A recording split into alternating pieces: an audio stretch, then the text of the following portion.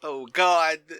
I shouldn't have let you walk into that. I immediately feel guilty. We'll get back to the sex stuff later Oh, because I'm God. sure it'll be important.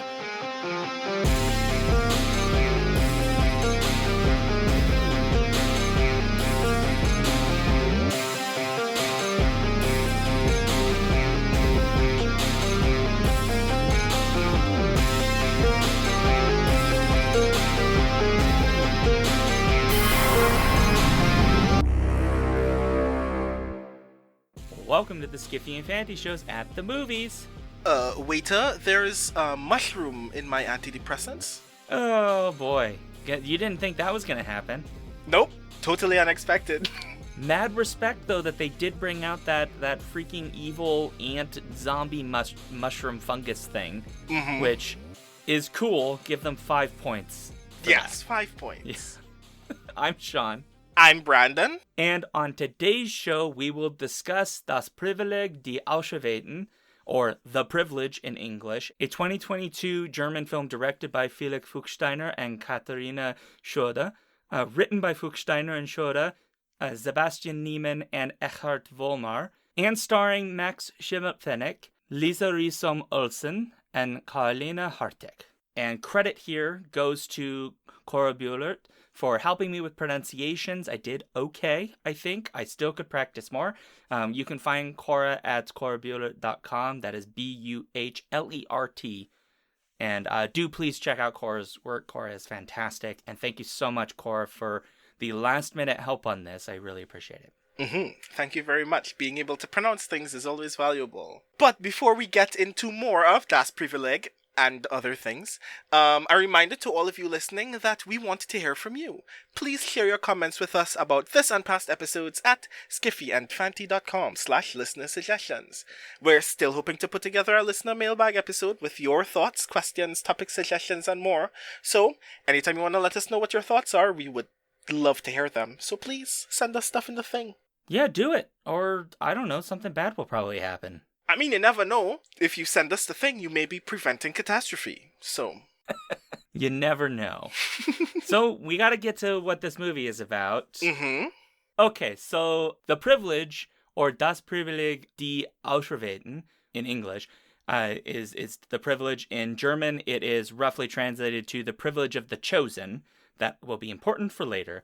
Is about a group of wealthy teens who are in apparently an elite private school. That was unclear to me how elite of a private school that was, who uncover a kind of conspiracy involving potentially the lead character's sister Anna, who died under mysterious circumstances involving a shadow monster creature, which may or may not be supernatural, but also involves possibly antidepressants being filled with some sort of mutated form of fungus that turns people into zombie thingies that also make them vessels for demons or something. There's a lot going on. And in the midst of all of this is our lead character by the name of Finn, who is dealing with the normal teen stuff, like he likes this girl named Zamira, he has a friend who just happens to be a super awesome lesbian named Lena,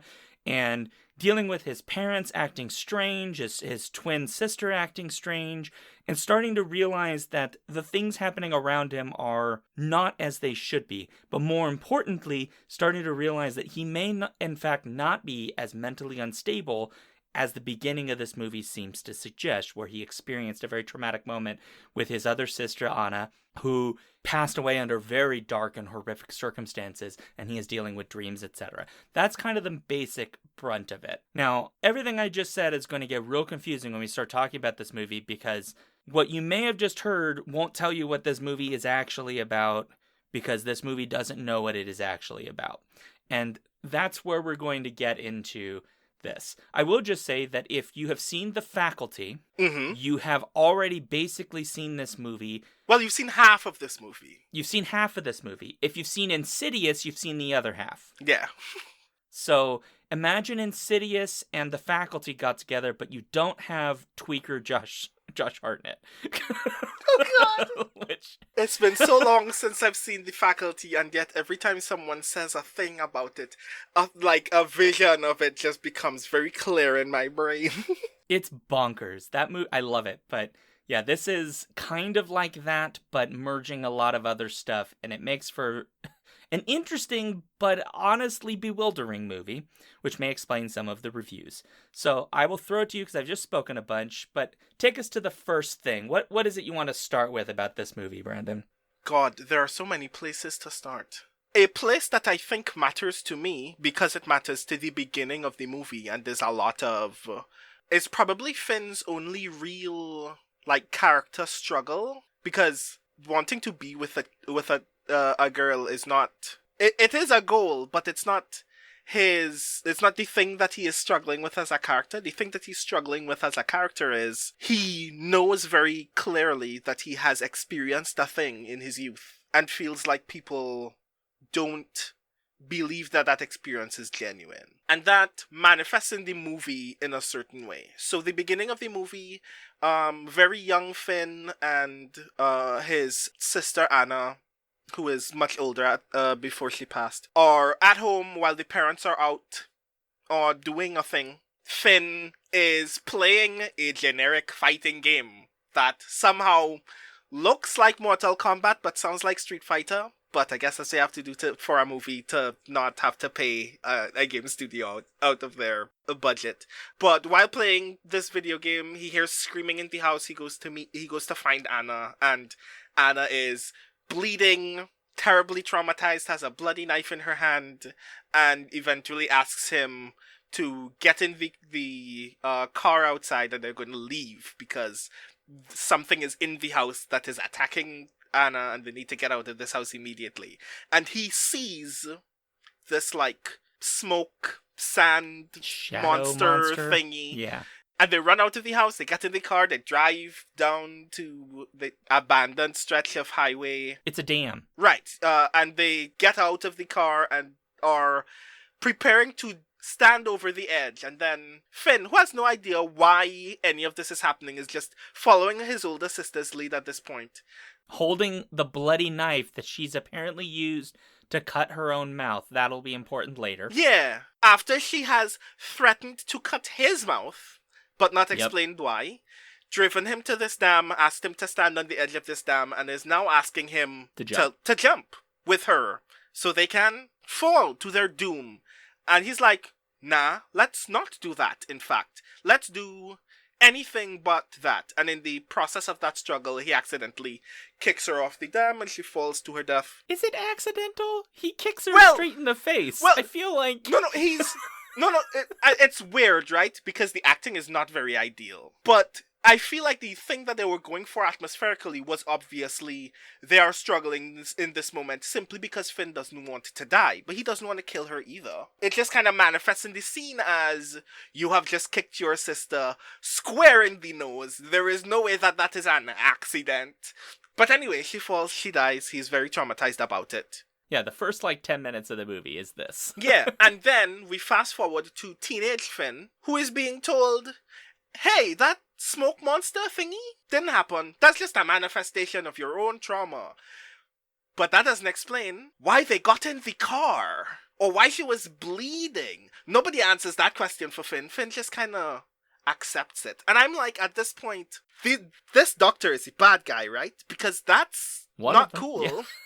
No. Lo and behold, one of many bad guys, but clearly a bad guy. Yeah. Because there is no way that you spin that context without having to answer that obvious question, why did you all leave the house? He had a reason. He was clear about that reason. Nobody ever retells that story for him. They just tell him this is the result of trauma. And I mean, at the end, during the rest of the movie, there are moments when reality literally changes facts around Finn in order to justify these things. Like, messages get deleted from his phone, simply to justify the narrative that they've been feeding Finn, that he's struggling with sleepwalking as a result of the trauma of Anna's passing, and therefore needs to take medication. Of course, the medication is part of the plot, but even beyond the fact that that is part of the like evil scheme at the end of the movie, there's also the fact that this is a kind of intensely hostile narrative about mental illness that I don't know how I feel. Like, I'm fine, a part of me is fine with sometimes doctors are evil and manipulate the process of becoming mentally well in order to take advantage of people. I'm fine with that being a plot for a movie, and especially a horror movie. But some part of it is no longer about that central conflict and just about what is psychiatry supposed to do for you. Because we enter the movie again with the context that all we know about Finn and Finn's relationship with Dr. Stanko is he's experienced a traumatic event and has been given medication in order to forget that the event was real. Which there is a lot there to chew on, and not all of it is good to swallow. I think it's interesting that you bring this up in particular, because the more I think about the way that the mental health narrative of this film plays out, all of these children are to some degree gaslit by the adults in their lives. But Finn is more so than anyone else, because not only is, as you've said, right, these particular details of his traumatic experience, which is traumatic with his other sister Anna, who passes in very dark circumstances. That is a super traumatic event. But not only do they not talk about the details, they don't seem to want to address it at all. And worse, we learn why they do this, and so I guess it makes some degree of sense, but they manipulate him into believing something other than what is actually going on. Not in the sense of the conspiracy, but in the sense of, like, the event itself. They basically gaslight him into not dealing with the actual trauma and making him feel like things happening to them and things he's experiencing are inherently invalid because he's just mentally ill and he needs help. And the beginning of the movie sets this up very well, because teenager Finn, played by Maxim Opanek, who is, doing these tests, these physical tests. I don't know why he's doing the physical tests. I wasn't aware these are part of a psychiatric treatment, but sure, he's like getting like his heart read or whatever. And he's doing all these physical tests, and he's being told there's something wrong with you. There isn't actually anything wrong with him. He's having bad dreams, and he, from a teenager who has experienced a really horrific, tragic event that hopefully no one else ever experiences in their life. And they just treat him like what he's experiencing is, it's just, you're just mentally ill, take some pills. And I think the question you're raising about how this film treats psychiatry, I mean, it makes sense in the context of what's going on, what we learn is going on, because they don't actually care about his mental health, not really. They're just basically breeding him for being a vessel for supernatural entities.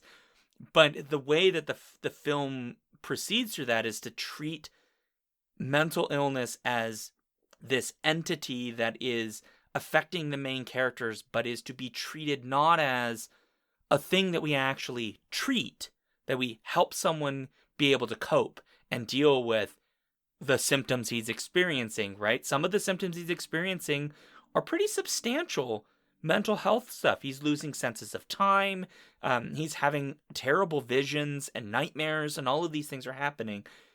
That's not the narrative, though. The narrative is like, no, you just need to take some pills and everything will be fine. Come in and do your random heart test, and we'll just know whether or not something's going on with you. There's a lot of gaslighting going on with Finn in particular, and it's a little bit alarming.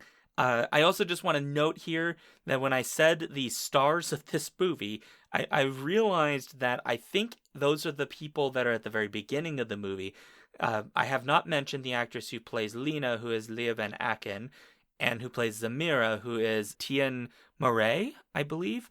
And those play Finn's friends, Lena and Zamira, the people that become essentially the most close to him, because Zolfi, his other sister, his supposed twin sister, non-identical twin sister, essentially gets like infested like 30 minutes into the movie, and I guess is now a vessel for the demon whatevers that are there. But then it raises another question, Brandon, which is, Why is there a shadow demon trying to kill them?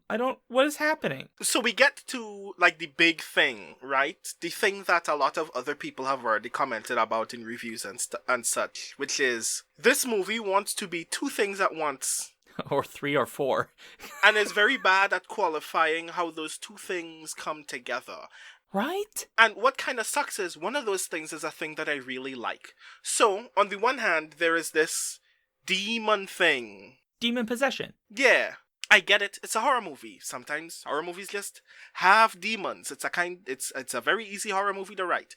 And on the other hand, there is this mushroom thing, which is already very intriguing when it's introduced. In a bio class, Finn is learning about funguses that take over ants' brains and just, like, possess them and turn them into zombies and make them perform specific tasks until their bodies waste away and die, which is very cool. I like The Last of Us too. And then as Finn starts discovering that his medication is, like, specifically, like, this weird, strange thing, that when he discovers that there are mushrooms in his medication and that they're growing regardless of the state that they're in, and then learns that they're mushrooms that grow on the bodies of dead people and that they have been used ritually to, like, invoke the spirits and blah blah blah blah blah. I'm like, this is kind of neat. There is some science in my magic, and it gets me to kind of understand the context that we're in at this moment.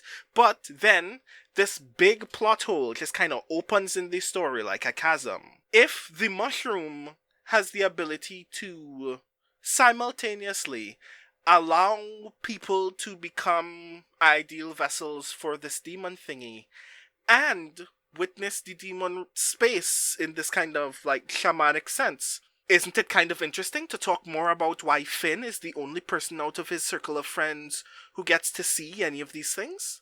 Isn't it kind of interesting to potentially ask, well, why is it that they need this in order to create the vessel in the first place? And whether it is potentially volatile to introduce teenager to the ability to learn that you are doing this dark and evil thing and therefore have enough information to stop you? Aren't there better delivery mechanisms than medication? I'm pretty sure you could just put those mushrooms in people's food and they wouldn't have noticed.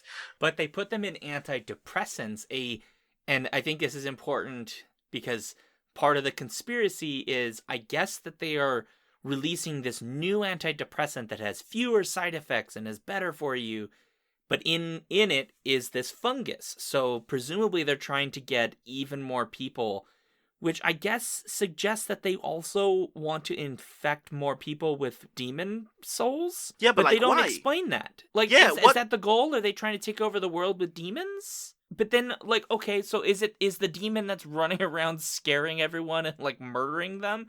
Is that just a demon that's mad because he doesn't have a body? I thought it was just the one demon. I thought one demon is looking for... Because it... But why is he out of the bodies? I don't understand. Yeah, it's implied through establishment that the goal is that they can make a perfect young vessel for this demon. Which, again, is cool. Fine horror narrative. I get it. Once you qualify that for me, I understand exactly what the conflict is and what the protagonists have to work against. Fine. But why can't he see it? Why isn't anyone else bothered by the fact that he can? Doesn't the fact that he is actively gaining information mean that he is actively working against your goals in a way that should have been more deliberately responded to? Is there not something interesting narratively about having characters realize, hey, Finn actually knows some stuff, and he knows them because we allowed him to learn them. Maybe we should move perhaps more quickly, more sinisterly. They just kind of just continue doing things. And that's the kind of weird thing too, especially about Finn's parents. It is obvious in the movie that they're hiding something from very early in the movie. It's never obvious what. Sometimes it feels like they're hiding something very benign even until you learn more about the conspiracy at the core of the movie. But they never seem like they're deliberate about anything. You know when you have something very important to do, but you don't care about it or are motivated to get it done. You're just doing it because now is the time to do it. And you're very listless and dull and, like, hollow about it. It feels like that all the time. Like, they see no urgency in this conspiratorial goal. They're just doing it because it needs to be done. And while there is also something potentially interesting in that, as a result, it just kind of looks on screen like things are just happening. We're just doing these things because they're expected to happen. And then we're just gonna go back to bed. Like, this demon thing is just like a TV dinner that you put in the microwave and waited for it to be finished. It feels disjointed in a sense.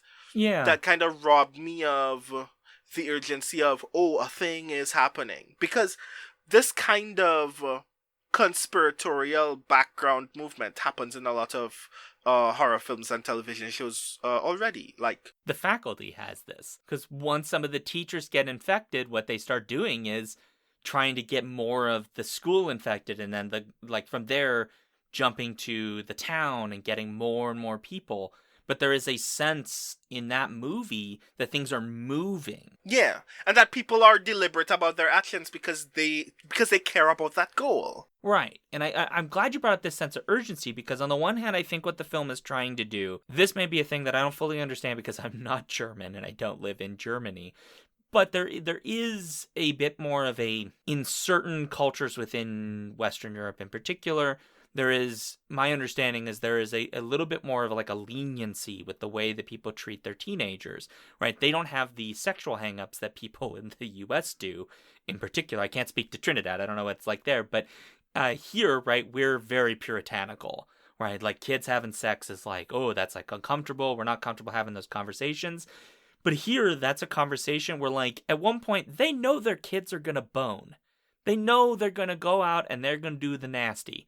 And they're just kind of like, yeah, okay, just be safe, be cool, like, you know, have a good night. Like, there's like some knowing glances of like, they know exactly what's happening here when Zamira comes over to study for the test. And I'm doing air quotes for this because we all know this, right? Yeah, you're going to study, right? No, there's going to be some fluid exchange going on. I mean, it was bio, wasn't it? It was it was bio, so it is appropriate. They were, in fact, practicing what they were learning, perhaps. Oh God, I shouldn't have let you walk into that. I immediately feel guilty. We'll get back to the sex stuff later because I'm sure it'll be important. But when you mentioned that urgency, it made me think a lot about that in particular, which is these parents are like, they come across as they're loving, but they're kind of like offhands. You know, they're only concerned with Finn. They want to make sure Finn's well. But they're kind of a little bit kind of cool with him going out with his friends, even when he stays out, he like runs away from them when he brings the seance crew over and like they do their whole thing, and then he runs away and goes off and sleeps in an abandoned pool. You know, he apologizes the next day and the parents basically kind of let it go. And so there's this element of it. The problem with that is we need something underneath that to show why this big conspiracy, like, what is really going on here? Because clearly they are, as you say, hiding something, but it doesn't appear to us in their parental role as though they're hiding something as substantial as what's really going on. And perhaps that's because the film wants to give us a teen perspective of these teen characters in particular, to kind of have them try to relay what they're seeing, and so maybe they're missing all of the signs. Or it's just because this film just hasn't thought about how its big master narrative that's underneath everything is meant to operate and what the stakes are. Because it's super unclear what exactly the full stakes are beyond they want to get demons inside young bodies, and they're, I guess, gonna send these pills with fungi in them to a broader audience. But why is unclear. The dad works at a pharmaceutical company, so... But again, why? I don't know. I don't actually know what the full stakes are. So when things start to ramp up, they're still just kind of being these, like, parent figures who don't really, like, are kind of that specific mold of, like, I'm going to be kind of offhand and be supportive and all of that. At the same time, they're supposed to be undermining it all.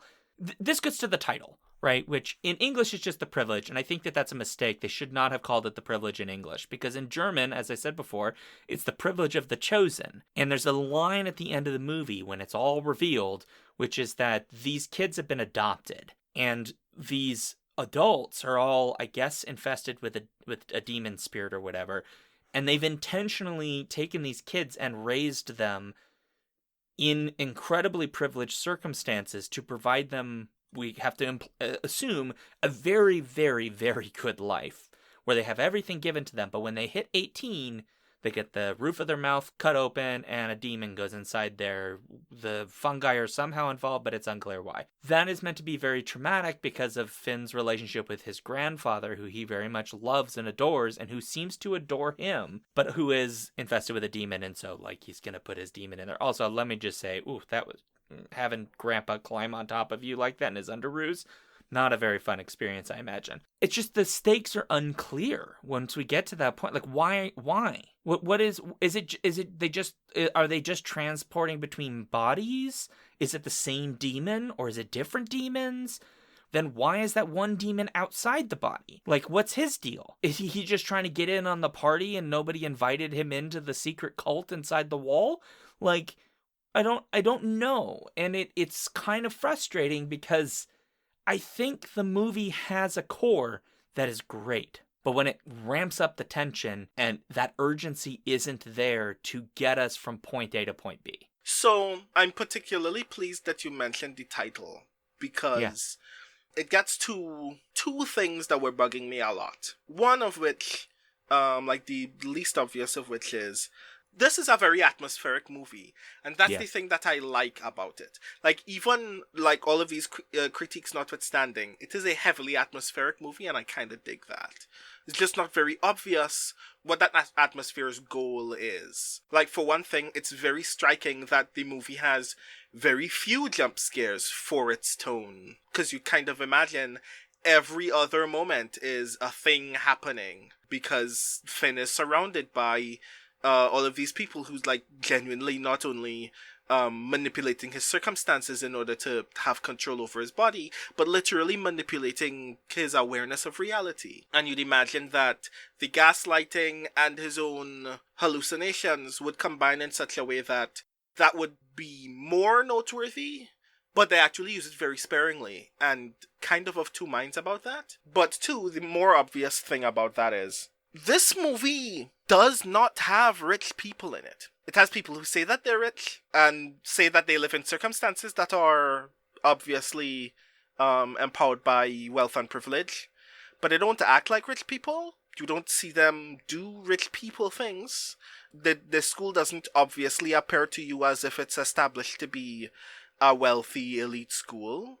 The students there are not established as other privileged teenagers. The family themselves, the only real obvious sign that they are wealthy is that their house is nice. And the cars they have are nice. And it's worth noting that Lena drives a BMW. I mean, there are signs of their wealth, but I get what you're saying, that they don't come across as being as wealthy as is suggested in the narrative of their privilege. They're privileged, but they're not, like, extreme privilege. Like, the framing of the, like, importance of this demon narrative and the title itself establish that the movie's goal is to say something about wealth. I don't even know how this would have potentially been that narrative. Are you saying that rich people are touched by the devil?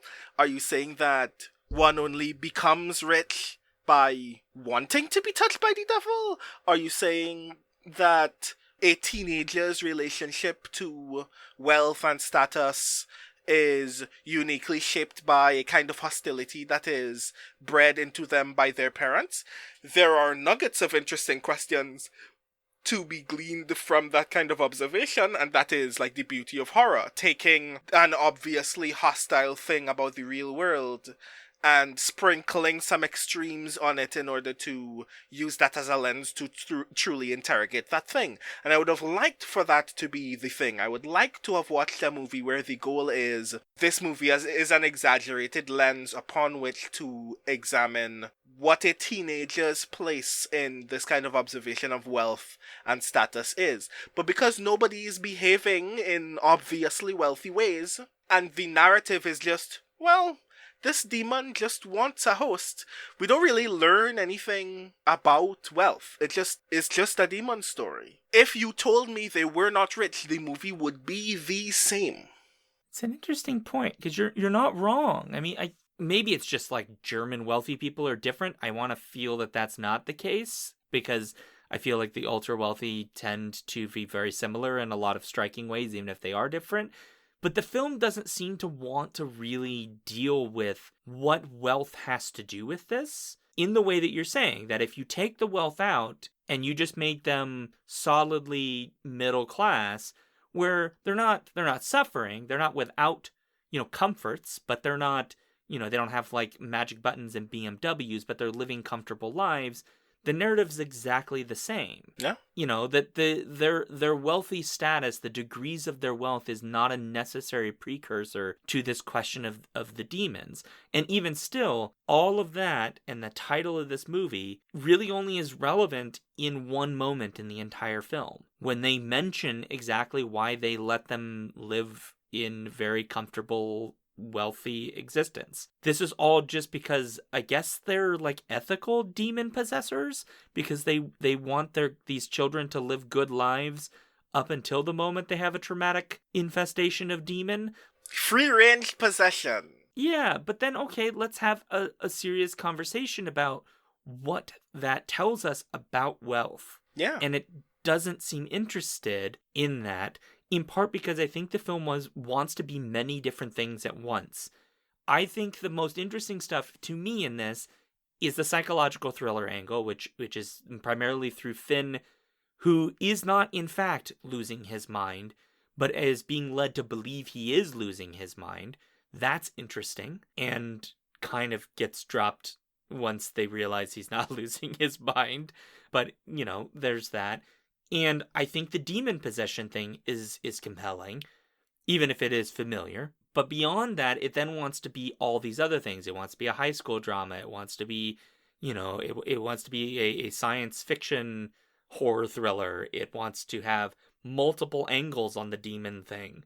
It wants to be all these things, but doesn't want to settle in on what its point is, what it is interrogating, what it's trying to tell us, what it is trying to say about the title, which maybe is kind of a mistake. It doesn't even necessarily want to commit to what it wants to say about teenagers. I mean, for heaven's sakes, this film has at one point a threesome that occurs between two female characters and a male character, which occurs somewhat organically, but also involves a character who has been defined for us up to that point as a lesbian, not bisexual, as a lesbian, although they joke about her possibly being into dudes. And the film then sort of doesn't talk about it again. That's polyamory. Like, are we not going to have... Is this like a thing that the film wants to suggest about a new generation? That they're more open to polyamory? Is that what we're going with? Right? What is the thing it wants to say about that? Because I was sure. I was like, oh, because they did the thing. They did the thing, Brandon, where Zamira goes, if this was the last day when we're on Earth, what would you do right now? Which is like the very famous, like, oh, it's the apocalypse, like we should bone thing. I saw that coming. What I did not see coming is that they turn over to the person who's presumably sleeping while they're about to bone and go, hey, what up? You want to join?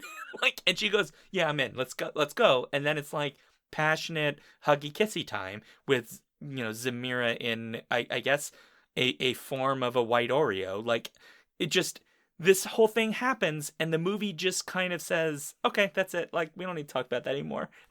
And this kind of gets to what I mean by nobody acts like they're rich, right? Finn as a teenager is a character of two minds. Mm-hmm. I get the psychological thriller thing that they're going for as part of the core narrative a lot. I don't get how a character like Finn thinks he can't get girls. And that's like weird and hollow, right? But like, think about the context through which all of these teenagers come from. They're very wealthy, they're very well-to-do, they're going to an elite school, they're already friends. He knows that Samira responded well to the text that Lena sent from his phone, and then it's still awkward around Samira the rest of the movie until that point, until the sex scene happens. And then when the sex scene happens, the way that I interpret that is, oh, I guess teenagers just have sex, just like in every other movie. Because remember, this movie does that too. Yeah, with Ramon. Yeah. Yeah, the movie has no problem just kind of falling into that accustomed high school drama trope that teenagers' hormones are just like steam trains that never run out of coal all the time. But like, there was room to like ask some deeper questions about Finn's relationship to his body and sex and sexuality as a result, if we're going with the idea that Finn is in fact shy around Samira. Like there could have been some interesting room for that sex scene to also be him opening up about his feelings for Samira in a more vulnerable way, or actually giving Lena an opportunity to like think more deeply about her sexuality than simply appearing on screen as I'm gonna be real, I like Lena a lot. Lena is badass, but she is token lesbian in the movie. Yeah. Like every time it comes up, she's either joking about the fact that she knows Finn likes Samira and is prepared to steal Samira from him anyway because he's being a fool about it, or literally just weird activist leet speak just kind of falling out of her mouth. And then moments when she's actually smart and thoughtful and progressing the story forward. I kind of wanted to see that third version of Lena the whole time. It's like those kinds of moments when it doesn't know enough about its characters to commit to an idea about them are very upsetting, because I like teen horror. Like, this is a conversation we had when we watched There's Someone Inside Your House, that the potential for horror to be to give teenage characters an opportunity to be critically observed as people in love, as people trying to learn things about the world, as people trying to figure things about their own body or their own politics or the space in which they live. Those things are very interesting from a horror lens. But then you need to know who these teenagers are, and I feel like the movie doesn't know who any of these teenagers are from scene to scene. And Finn is like the biggest example of that, because I have no problem with him being like shy or struggling in that sense, in part because we already acknowledged that he's also dealing with all of this mental anguish as well. But you kind of have to qualify where those things meet properly so we can have a conversation about, well, how does Finn feel about himself? Is it that he is afraid of what a relationship would look like in his current mental state, and the thing that we're supposed to see him learn is how to discover to be more conscious about his own body without letting other people qualify his mental ability? Is it about just him overcoming shyness in some sense? Is it supposed to be illustrating to us that wealth and status doesn't very obviously make it very easy for you to navigate social space as a teenager, and giving us an opportunity to ask how that kind of wealth and status actually makes those things more difficult in a space where everybody is as successful as you are?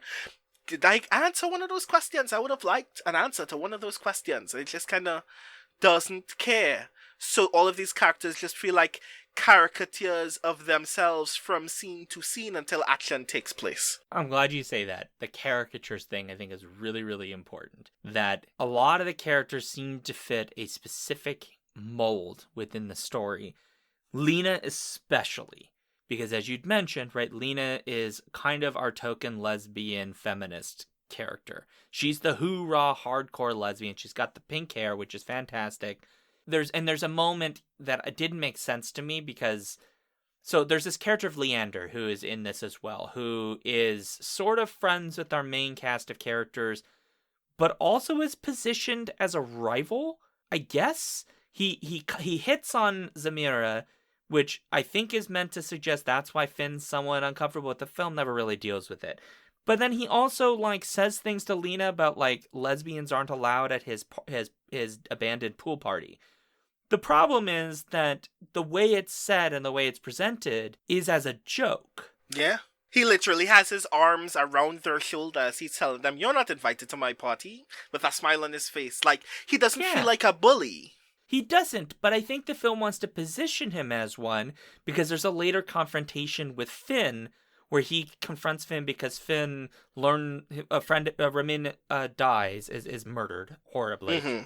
And he meets this police detective who basically says he's going to investigate Leander. But Leander is convinced that Finn has told the police that he has drugs, and so he gets mad at him, and there's a confrontation, and they look like they might get into a fight, but then it's over. But that's the only tension that exists between Leander's character and basically anybody else that is bully tension in specific. And that's a problem because when Lena is having this moment where she's told lesbians aren't allowed, she doesn't seem to be no one's taking it seriously. Not even Leander seems to be taking it seriously. So when they go to the pool party, she just stands up and stops the music and gives this hoorah feminism lesbian speech. But I don't know what I'm supposed to take from this. Is she doing that because she's putting on a show?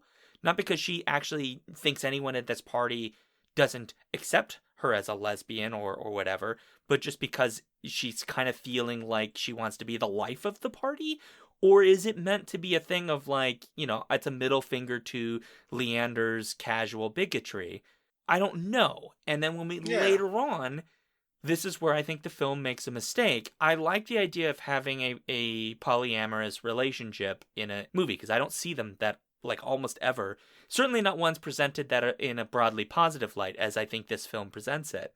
The problem I have is again with Lena, because throughout this movie, Lena and Finn are incredibly close in a platonic way as friends, but there is a deep intimacy between them. Right, where they hug each other, they're very physically intimate in a friend's way that you don't often see between male and female characters, especially in teen-oriented films.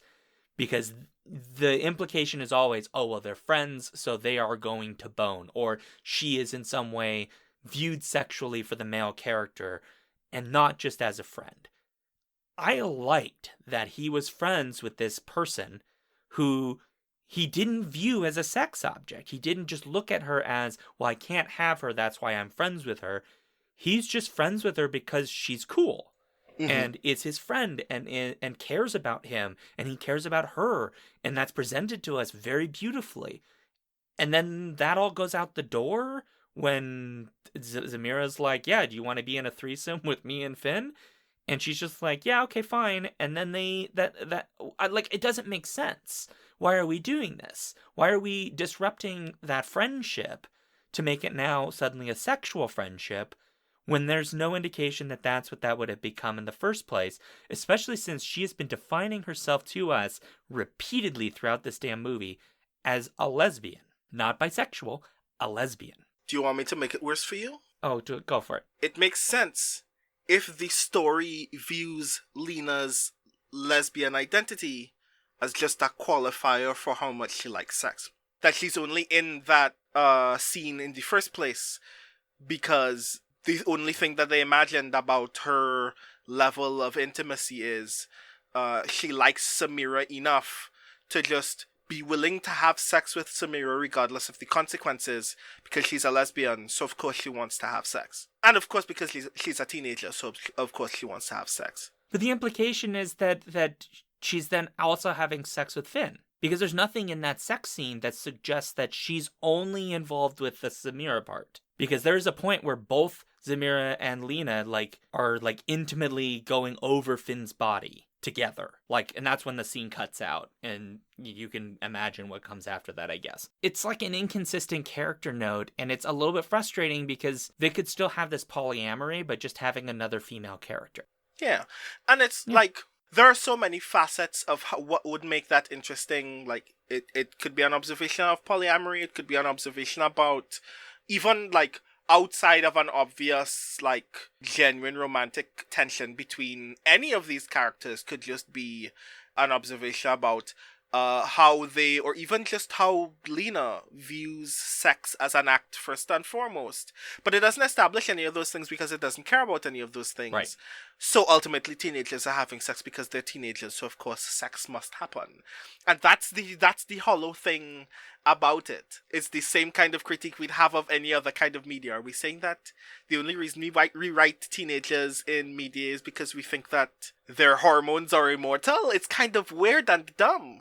It didn't do it, like, there is a point where even if it were characteristically valuable for any of these characters, I kind of didn't want to see it in a movie. Because it didn't do anything for the movie. It's just so strange. Yeah, Sorry. like, it could have also been a moment for Lena to discover, maybe I do kinda like dudes, or are willing to just have sex with dudes.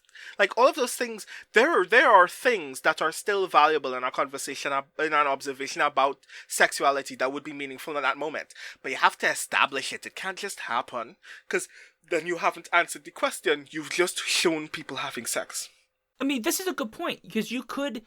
Look, if we're dealing with a teen movie set in a high school setting, which is this film, that is a point at which a lot of people are discovering who they are and playing around and trying to identify what kind of person they are becoming, you know, whether that's sexually or you know, just in terms of their friendships or, you know, their other identifying markers.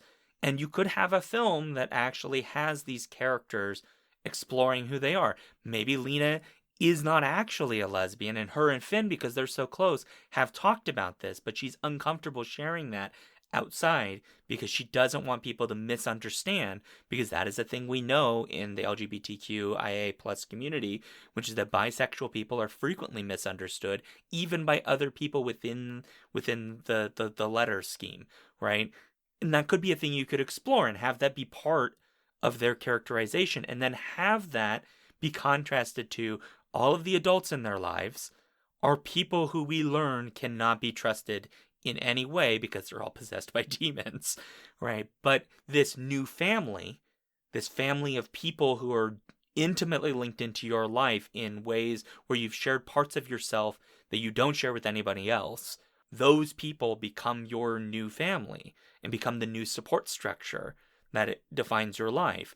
I think the film's kind of trying to do that, but it kind of doesn't really commit because it wants to have all this other stuff going on. And there's cool stuff. You know, like, for God's sake, Lena shows up at one point with, like, basically improvised pyrotechnics and lights all of the demon bodies on fire. And, like, that's awesome, right? Yeah. There's really cool scenes in this movie. Lena literally, like, infiltrates the pharmaceutical lab pretending to be a member of this public event and almost gets caught when she discovers all of the, like, infested mushroom bodies, right? You know, Finn has these really, really creepy visions and breaks from reality, including at the pool party scene, right? Zamira isn't really in this movie all of that much, but she even has a very interesting moment, which is when she realizes her own mother is basically evil and gets, you know, tied up and all of this stuff. So there's a lot of interesting stuff going on. It would be nice if the film just kind of said, you know what, we need to focus on some things and drop the stuff we can't. This doesn't need to be The Faculty meets Insidious meets, like, you know, 4 other horror films. It could just be, this is a German reinterpretation of the urtext that is beneath The Faculty or beneath Insidious, right? We are reinterpreting that baseline skeleton of story with a different take that has these characters in these positions. The film doesn't want to do that. It wants to be lots of different things, but in the end, those things don't properly cross. They're just sort of shoved together. It wants to sample everything at the buffet instead of being a meal. Right. Yeah, I mean, you're right. Like, it's like when you go to the buffet, but it's like 8 different cuisines. Yeah. Let me take one piece of every kind of meat that's here. Let me take a spoonful of potato salad. Let me put a slice of cake on this plate. And then you go back to the table and you eat everything. It's like, every individual part of this meal is good. But this meal is not food. It doesn't make sense as a meal anymore. Yeah. It sucks, because I think there is a great movie here. The weird part about this movie for me, and especially about its, like, core underlying premise, its core conflict is, there are things that I really, really like, that I would like to see more of, not only in this movie, but like in general in horror film and television. But this movie is not good at just giving me any one of those things so I can say this thing is done well. It wants to be a jack of all trades, and at the moment, it just means that I'm pointing at things and going, that's a cool concept. I'd like to see it better executed elsewhere at a later date. It's a bit much. It's a bit much. There's even like, I think the like exorcist people are meant to be Romani because they're Russian. They're called Russians, and they just keep. They're defined at one point by the person that owns the greenhouse they are in as just like weird people who have weird animals. Yeah, that was a moment that, like, again, it's one of those moments where the movie doesn't know what it wants to be about. Are we about demons that these children can't engage with and can't think more deeply about? Is it about the funguses? Or are we now going to do an exorcism? How do you exorcise mushrooms? I think there's a moment literally in the movie where somebody is like, how are these things connected? Why is this an exorcism?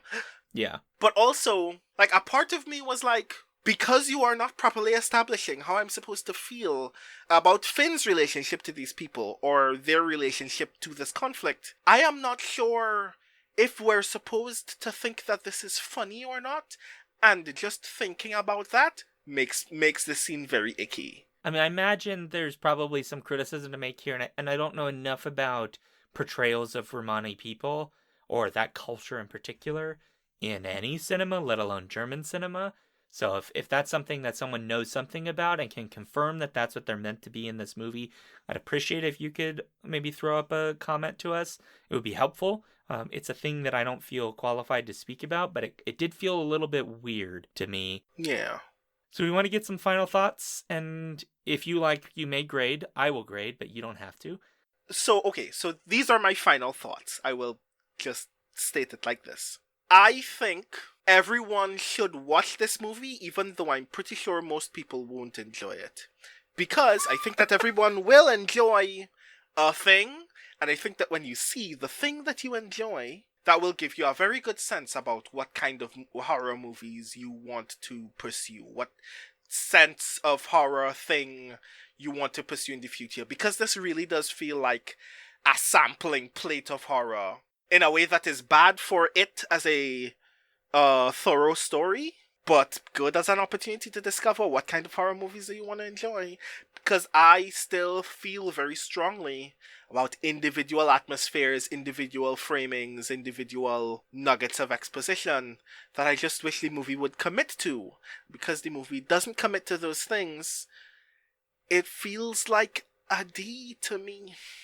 And if it feels mean to say that, if it were if it just committed to any individual thing, where the difference between a D and a B minus to a B plus would simply be execution, and the movie is very good at execution. So the only thing stopping it from being a B is simply it hadn't picked what it was supposed to be about and been about it.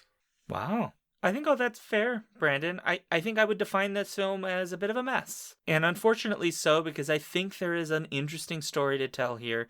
And I think everything you said is correct, which is by not committing, it ends up not succeeding on almost anything it does include. And I like the buffet plate metaphor a lot.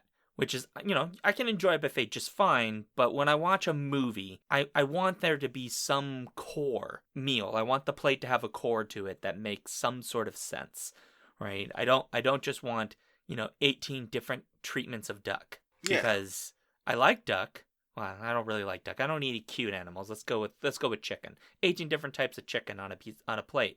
The problem is that those 18 different types don't gel together. And this film feels like 18 different types of chicken on a single plate. And I think that is a critical failing on not refining in the writing before setting down to film. For me, I'm a little bit nicer, which is that I would give it a C- right now. That could change later on if I ever rewatch it. But I just don't think it's that great a film. I don't think it's totally a nightmare zone, but whatever. Like, who knows? Who knows? Who even knows? Well, we did it, Brandon. We did. We did a thing. We did a thing. So, folks, if you'd like to let us know what you thought about this episode, go to skiffyandfantasy.com/listener suggestions. You can also let us know if you've seen the film and you have thoughts or additional questions you want to let us know about so we can put together that mailbag episode. As always, if you're new to the show and you've not followed us on the socials yet, we are at Skiffy and Fanty on Twitter and Skiffy and Fanty on Instagram. And you can get our newsletter at skiffyandfanty.com/newsletter. And lastly, if you do enjoy what we do, there are 2 great ways to support us. Number 1, go to patreon.com/skiffyandfanty. Give us $1 a month. That helps a lot. And then give us some love on the podcast review spaces like iTunes, Podcatcher, and others, because that increases our profile to some degree and also helps us reach new voices, at least by helping people realize other people like the show. So there you go. You can find me at Sean Duke on Twitter, SeanDuke.net. I am Alphabet Streams on Twitch, and I'm at patreon.com/thejoyfactory. You can find me, Brandon O'Brien, at The Rising Tides on Twitter, patreon.com/therisingtides, twitch.tv/therisingtides, and on speculatorsf.com, where I currently GM Fractal Spire, a Girl by Moonlight actual play. Perfect. Well, as is necessary in moments like this, I will just let everybody know that Brandon currently has a fungus inside him, because once upon a time at a Worldcon, I bought, in quotation marks here, scare quotes, a beer that claimed to be a Caribbean-inspired beer, and Brandon was very excited to try it. What he doesn't know is that I put alien fungi inside it, and so now he has an alien fungi in him. Cool. Thanks for letting me know. That explains the headaches. Well, I hope not, because it's totally benign and will not in any way involve possession by demons. I'm not evil. I think you should check the packaging that you found those mushrooms in. You might have been mistaken. Oh, goodness. I'm so sorry. It did not say anything about getting headaches, so I might need to report that to the FDA. Yes, please. All right, folks. On that note, awkward ending and scene.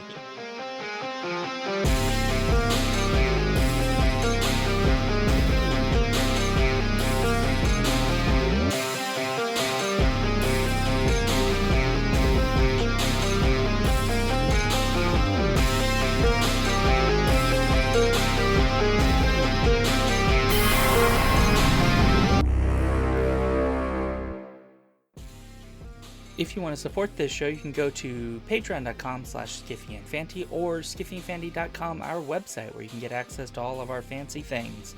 Our music comes from Holy Mole. You can support him and his work at patreon.com/holymole. Thank you for listening.